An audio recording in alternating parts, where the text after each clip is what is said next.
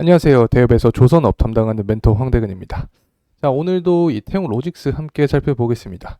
현재 태용 로직스 같은 경우에는 그렇게 좋은 모습은 아닌 상태인데, 이 차트를 같이 한번 보게 된다라고 하면, 이 사실 굉장히 이 차트가 화려하죠. 자, 1월 12일에 이 금요일 30%가량 상승을 하면서 이 장대 양봉을 뽑아주었고, 그 이후에 이 매도세를 이겨내면서 이 전반적인 상승 추세를 보여주다가 1월 18일부터 이 하락의 모습을 보여주고 있습니다. 이 금일 같은 경우에 이 소폭 상승이 나와 주었는데, 이 주봉으로 볼 때 현재 이 11선 구간에 있기 때문에 이 다음 주 주가의 흐름은 이 지지가 나와 주면서 재차 상승을 해줘야 앞으로도 이 흐름을 이어가면서 계속 나아가지 않을까 생각을 합니다. 자, 그래서 현재 가격적인 측면을 얘기를 해보면 이 4,500원에서 이 4,900원까지 매물대가 많기 때문에 이 구간만 넘겨준다면 그 위 구간인 5,000원 라인까지도 도달이 가능합니다. 자, 하지만 이렇게 되기 위해서는 결국 이 홍해 리스크를 받아주면서 이 상승을 해야 된다라는 점 말씀드릴 수 있습니다. 이 금일 같은 경우에는 그렇게 강한 이 주가의 상승 모멘텀을 받지 못했는데, 이 사실 대한해운과 흥하해운 같은 경우도 같이 살펴보면 이 모두 하락 마감을 하였습니다. 자, 그렇기 때문에 홍해 물류란으로 같이 묶이면서 이 상승하는 측면을 고려할 때는 그래도 이 괜찮은 모습이지 않았나라는 말씀드립니다. 자, 그리고 이 시장 상황을 한번 얘기를 해보면 이 코스피, 코스닥이 상승을 하면서 이 수급이 해운 물류에서 또 다른 업종으로 이탈을 하면서 또 주가 하방 압력을 좀 더 견인했지 않을까 생각을 합니다. 특히 홍해 관련된 모멘텀이 점점 약해지는 모습이 이 태용 로직스의 주가 역시 전반적으로 부정적인 영향을 미치고 있지 않을까 생각을 합니다. 자, 하지만 제가 어떤 말씀을 드렸냐, 이 홍해 리스크는 이 단기간에 이제는 끝날 상황은 아니다. 자, 이게 장기화될 가능성이 높다. 자, 그래서 이 홍해 리스크를 계속해서 추적하는 게 이 투자의 포인트겠죠. 자, 하지만 지금의 이 주가 상승을 생각을 해볼 때는 결국 이 홍해 리스크가 더 강하게 나와야 합니다. 어떤 이 사상자들이 많이 나오거나 지금보다 더 강한 사건이 함께 나와야 강한 거래량을 동반하면서 주가가 상승이 가능하다라고 말씀드린 것처럼 앞으로도 이 상승 여력은 여전히 유효하다 이렇게 평가할 수 있습니다. 자, 하지만 추후에 이 홍해 관련된 이 후티와 또 미국 그리고 영국 간의 대립이 또 어떻게 진행될지 살펴봐야 된다라는 점 말씀드립니다. 제가 계속해서 이 부분을 영상을 통해서 추적을 하고 있으니까 앞으로도 계속해서 함께 해주시면 감사하겠습니다. 자, 구독과 좋아요도 한 번씩 눌러주시면 제가 올린 영상들 더 빠르게 확인이 가능하니까 한 번씩 부탁드린다는 말씀 드리면서 다시 한번 분석을 해보겠습니다. 자, 그리고 이 태용 로직스 같은 경우 살펴보면 사실 이 기업의 가치 대비해서 이 저평가 구간이다라고도 얘기를 할 수 있을 것 같아요. 이 BPS가 23년 이 3분기 기준으로 봤을 때 5,000원입니다. 현재 주가는 이 3,700원 수준이기 때문에 5,000원과 비교했을 때 자, 프리미엄이 지금 없는 그런 주식이다. 쉽게 말하면 거품이 없는 주식이다라고도 생각을 해볼 수 있죠.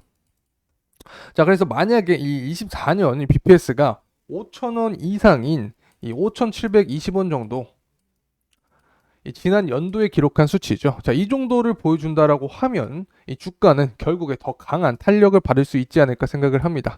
자, 이 부분은 이 금리나 그리고 경기 회복의 부분이 작용을 할 수 있기 때문에 추후 여러분과 함께 이 관련된 경제 지표 역시 계속해서 추적을 하겠습니다.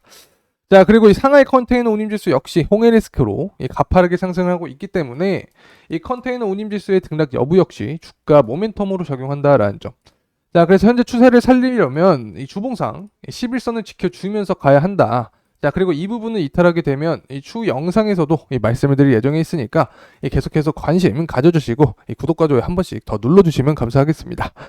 그래서 이 사실 지금까지 홍해 리스크가 계속 된다라고 말씀드렸는데 이 시기를 정확하게 파악을 할 수는 없지만 제가 어떤 점을 강조드리면서 현재 시나리오를 그리고 있냐, 바로 이 정치적인 이슈입니다.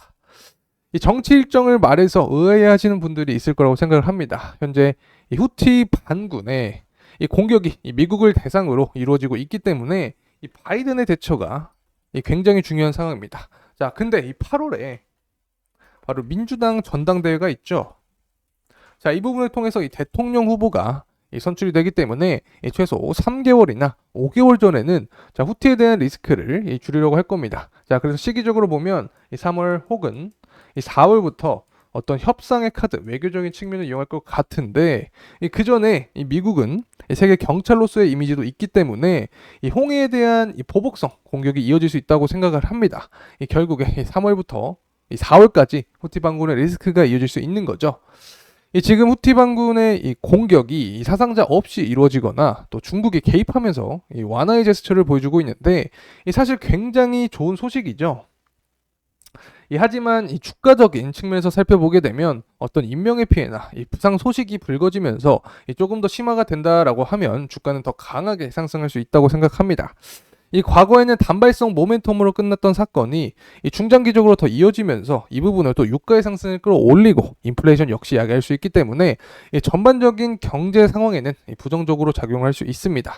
하지만 제가 또 어떤 말씀 드렸냐, 이러한 상황에서 물류주 또 해운주들은 수혜를 입을 수 있습니다.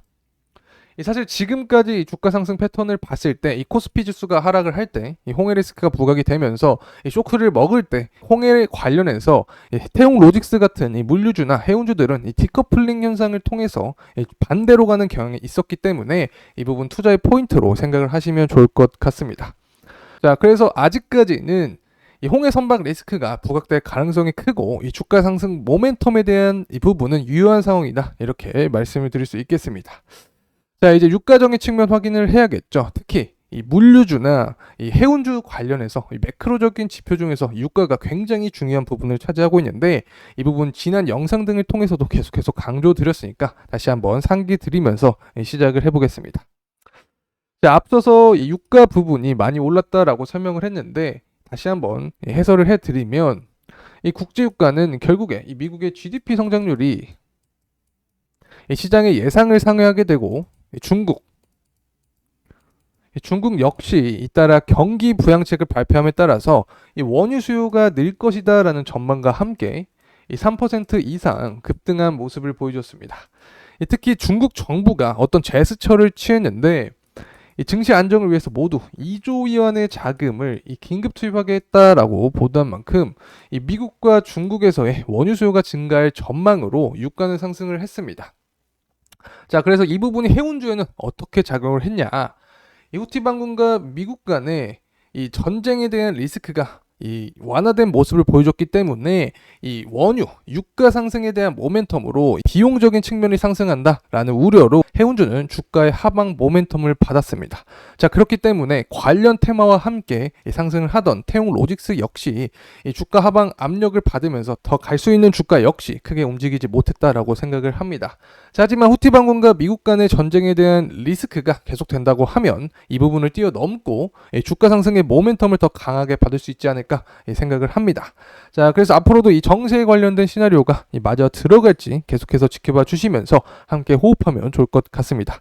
자, 이번 영상은 여기서 마무리하겠습니다. 끝까지 시청해주셔서 감사합니다.